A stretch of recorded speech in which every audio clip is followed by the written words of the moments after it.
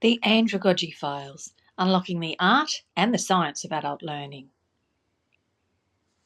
Hi, it's Lisa from the Academy of Adult Learning, and I wanted to talk to you today about an adult learning need that I discovered during my research, but I had underestimated how important it is, and that need is community. Now, yesterday I was walking on the beach with a colleague I hadn't seen for a very long time, and we were reminiscing about a place we worked in, I don't know, 10 years ago, and the feeling of the place when the leadership changed.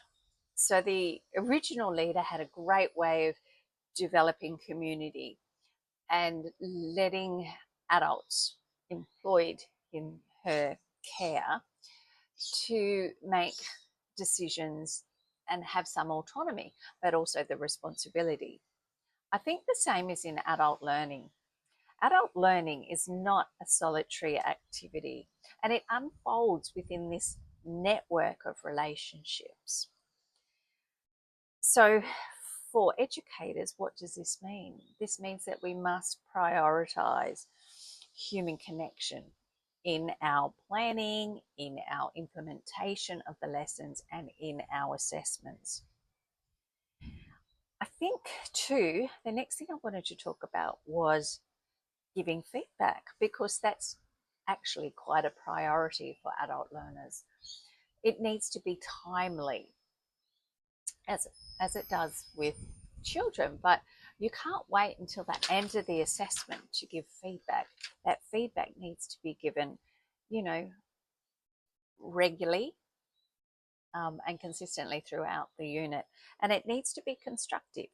I think as educators, we need to remember that feedback builds that bridge between confusion and confidence. So it's really such an effective teaching tool to construct the feedback that we use in a positive frame.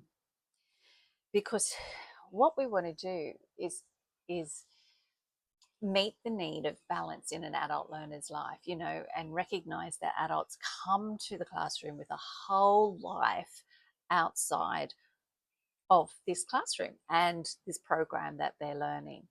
So we need to help them balance that responsibility with aspiration, with learning and life.